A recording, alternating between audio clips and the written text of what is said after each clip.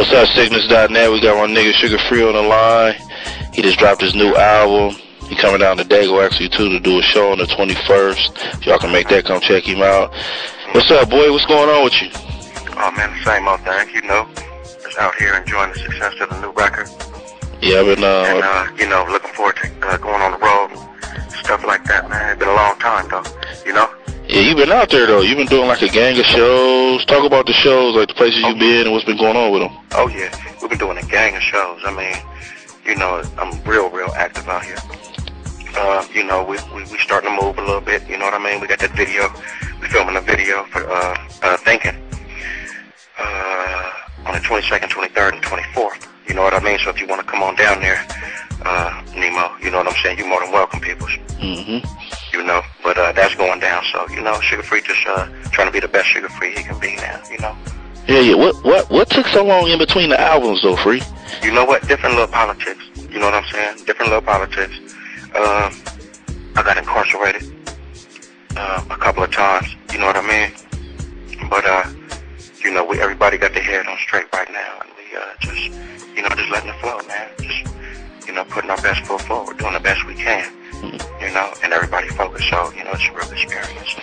Yeah, that first album left a hell of an imprint on a gang of people, man, and people was like hella waiting for the next one. It just took a long time, so you kind of have like just some court issues. That's right. And you know, it's cool. You know, thank you for the you know, for the compliment on the first record, man. And you know, I did my best job on this one too. Yeah. You know what I mean? You know, it's all up in there. It's all gang. That's all I can spit, man. I can't rap about nothing else. Talk about this album though. You got Chingy on there. Who did the beats? Oh, me, Chingy. Oh, we got Quick on the beat. We got Quick on the beat. Quick did the majority of the record. Sax did 2 songs. So it was another good experience. You know what I'm saying? Every time I see Quick work, I want to pop popcorn and sit down and just look at it. I mean, because the dude is a perfectionist. You know what I mean? And at one point, we was in the studio. He was in the next room doing a music score for Head of State and working on my record too. So the dude can definitely walk and chew bubblegum at the same time. What's up, Quick? I love you, man. Hey, so what else you got? You said you got the video going on. What else you doing? And talk. Actually, really, what I want to get to is these shows, man. I want you to talk about how these people have been responding to you. So I heard you. Well, I was with Tone. You didn't know I was in the car, but you was on speakerphone. I listened to you telling me how people was just loving you. The Mexican cats been coming out showing hella love. Right. You know, and that's real cool. And we sit back and we look at that, and we look at our supporters. We look at you know, who's doing the supporting. And naturally, you know what I'm saying, it makes you sit down and, you know, come to the table in the huddle and say, you know. So, you know, everybody been supporting. And I'm glad they're still supporting you, boy. You know what I mean? You know, I want to thank all my fans for that, man, because, you know, it's kind of rough, you know, doing this. But, you know, we got it on track right now, and it's a little bit more easier than it was yesterday, you know? Yeah. Well, you be out there, though, bro, because, like, you go hit the Bay, and you jump on them cats' records. You be in Dago, and you fuck with the essays, and you jump on their records, and the L.A., the independent dudes, you jump on their records. I mean, you deserve that love, but because you show love. That's right. You know, I like to, you know, I mean, this started just with a cat beating on the table. You know what I'm talking about? You know, and now it turned into a job. You know, you get paid for it. You know what I'm talking about? But, you know, your boy's a PI, you know what I mean? You know what I'm saying? A real one, you know what I mean? And we're in full effect on that note right there, you know what I mean? And rapping was just a hobby, you know what I mean? And it turned into a job. So here I am, you know, just PI with a microphone, you know what I mean? Right. So it's a trip, both worlds. It's a trip, you know what I mean? So, but I thank God for, you know, letting me be able to experience both. Right, I want to kind of go back a little bit. You said, like, I talked to Tone one time. He told me that he had seen you like rapping against, like, I don't know if it was Snoop, something a long time ago. He seen it like on the tape. Kind of tell people, how did you meet Tone and how did you get started in the whole rap thing? Well, I was with some of the homies a long time ago, and we went up to the homeboy Lattice house in Diamond Bar. And, you know, the homies were like, man, he got the little studio, he got the beats, and let's have some tight beats, too. So, I was over there, you know, everybody was in the line, and I used to just freestyle. I never wrote nothing down. you know, until it turned into a job, until street gospel came, you know. But somehow that tape got to Tone. Tone was looking for me for about 2 or 3 months. And, you know, he was telling one dude to give me the information that he wanted to see me, but this certain cat didn't do it.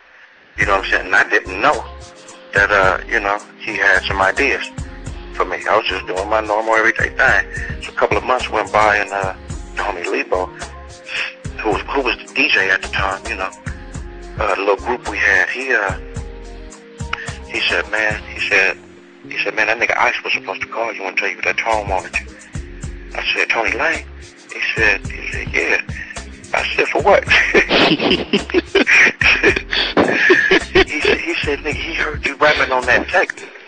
So, you know, I was happy and shit, man. So I went to Compton, and I went to Miss Lane house, and they was all, I mean, man, you know, walking over there, it was just a huddle of the homies. You could tell it was all close, you know.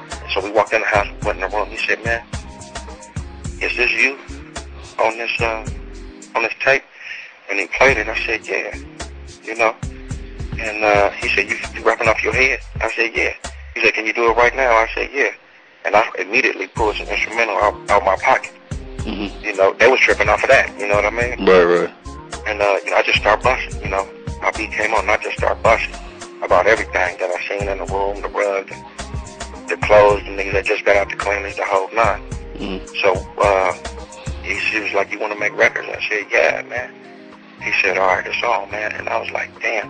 It took a while. Though. It took a while. I went and did some time. That's when I perfected, you know, the beating on the table with the, you know, I had wrote basically the street gospel album in jail, in prison. You know, and I got out real tight, you know. And we met quick. We went in the studio and recorded street gospel in like no time, man. One thing about Quick, he makes songs. He makes songs good and right, man, because he party. You know, he party in there. You know, if you ain't partying, he partying, man, by himself. But that's how that music get about that boy, man. You know, so you know, again, without him, you know, this, you know, and then to be produced by, you know, the top producer here, you know what I mean? Right. It was like real overwhelming. So I feel the same way today as I did back then, you know. It worked, and we had the right elements, and it went down. You know, he was kind of tripping, you know, I was a pimp. You know what I'm saying? It was, you know, them lines like that, he really tripped off of different little things about the gang, you know. But, when you hear cats rap and shit, you can kind of say, well, for the most part, you can say, well, dude sound like so-and-so, or dude kind of rap like so-and-so. Okay. But your shit, it was like, no, I ain't never heard nobody rap like that before. How did you come up with that? You know, I don't know. I've been rapping since I was like 14, so it was just a style. It just felt good to bust like that, you know what I mean? Right.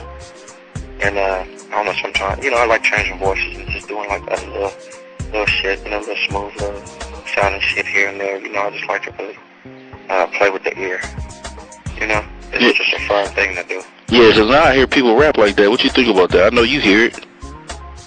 Rap like what? Like you. Okay. Not really. I don't really hear nobody busting like me like that. Well, try to bust. How about that? Try to bust like you. I ain't gonna name no names, but it's cats. I can name 3 people right now. You know what?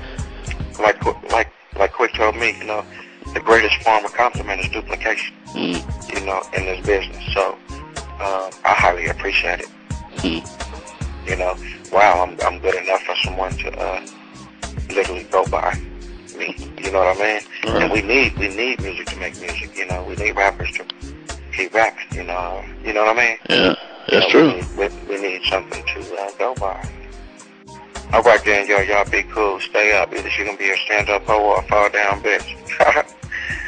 You listening to Sugar Free on blah.net. All right then, y'all been listening to Sugar Free and Nemo on sickness.net.